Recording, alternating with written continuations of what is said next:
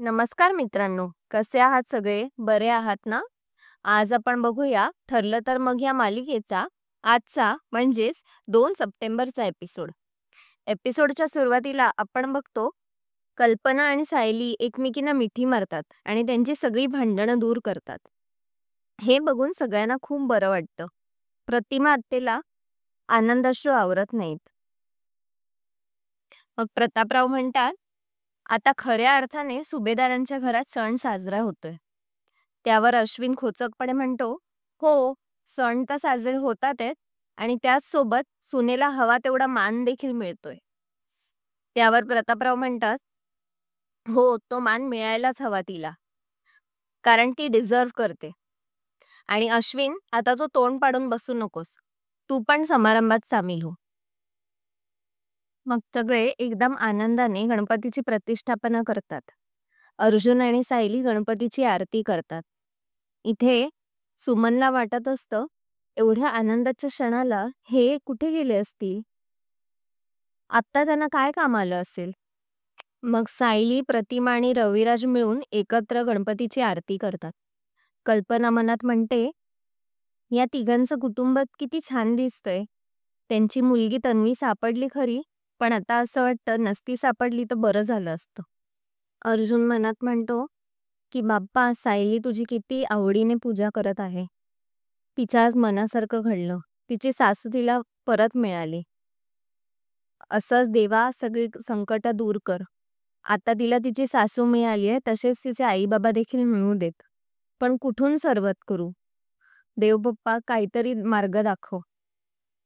आरतीचा शेवट जसा होत येतो तसंच अर्जुनला एक गोष्ट लक्षात येते की आश्रमातील सगळ्या मुलांची गाठोडी ठेवलेली होती पोलीस स्टेशनमध्ये.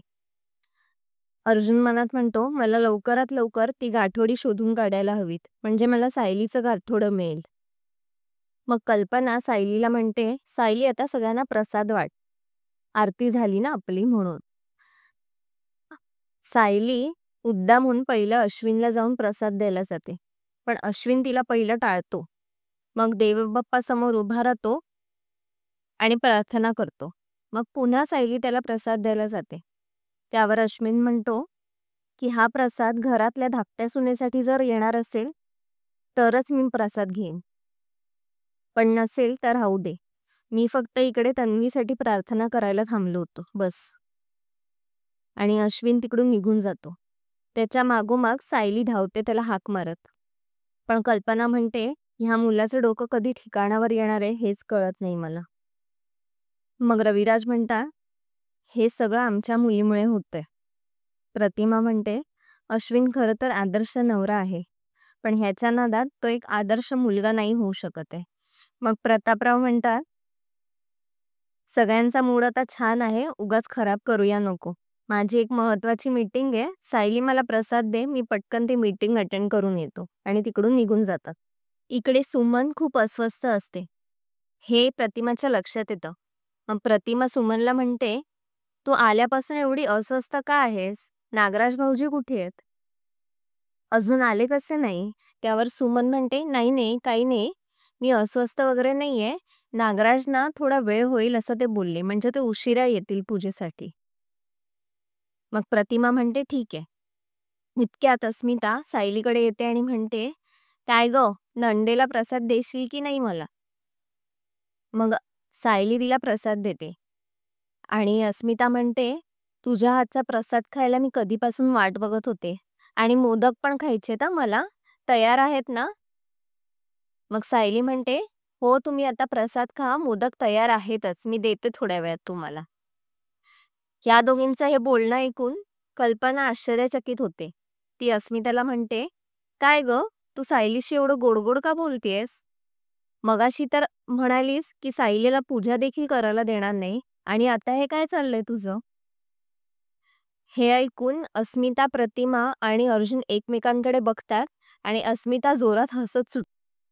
मग कल्पना सायलीला म्हणते की अगं, हे लोक असे का हसतायत आणि तुला काय माहितीये का ह्यातलं? तर सायली म्हणते, नाही हो आई, मला तर काहीच माहित नाहीये.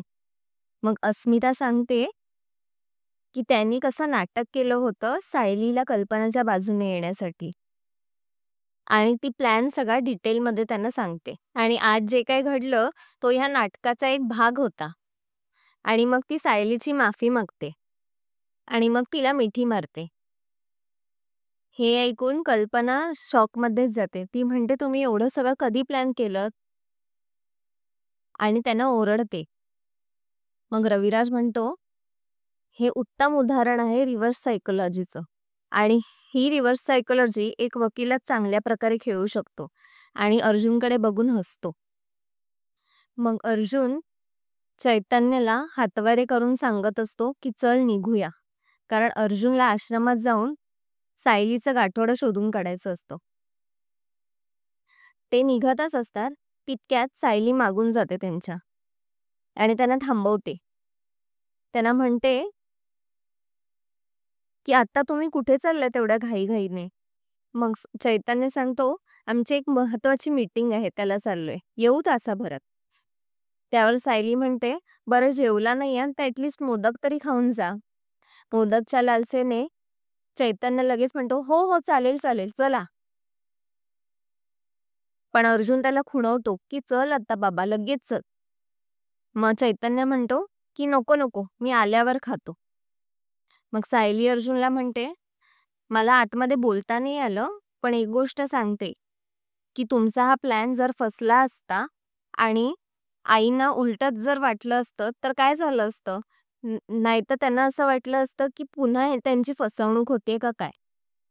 सायली हे बोलत असताना तिकडे कल्पना येते आणि सायलीला म्हणते, "जरी मला वाईट वाटलं असलं तरी सुद्धा कोणीतरी माझे डोळे उघडणं गरजेचं होतं."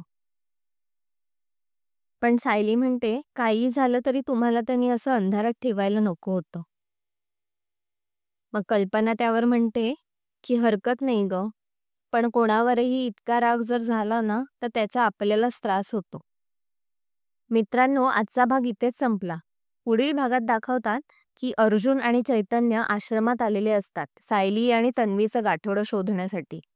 आश्रमात आल्यानंतर त्यांना हे एक गोष्ट लक्षात येते, की सायली आणि प्रियाचं गाठोडंच गायब असतं. पण मधुभाऊंना तर सवय असते, की आश्रमात आलेल्या सगळ्या मुलांची गाठोडी बनवून ठेवायची. इकडे सायली अर्जुनला सारखी कॉल करत असते, पण कॉलचं काही उत्तर मिळत नाही. मित्रांनो, आजचा भाग तुम्हाला कसा वाटला हे नक्की कॉमेंट सेक्शनमध्ये कळवा. तोपर्यंत बघत राहा ठरलं तर मग. आपण भेटूया पुढच्या भागात. आणि व्हिडिओला लाईक, शेअर आणि सबस्क्राईब करायला विसरू नका. बाय.